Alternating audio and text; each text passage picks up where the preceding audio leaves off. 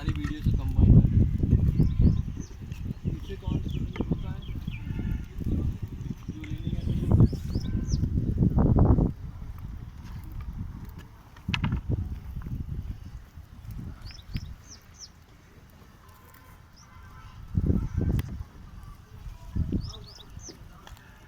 आके भाई को फ़ोन करके देखिए कहाँ है।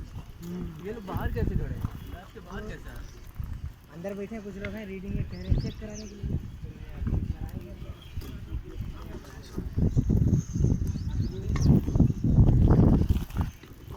इससे ज़्यादा मत चिल्लो।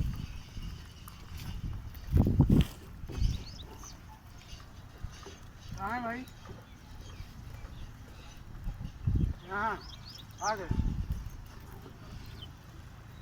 आओ तुम्हें बुला रहे हैं।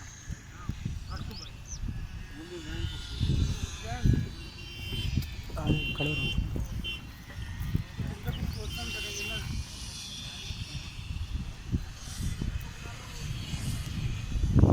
भाई भाई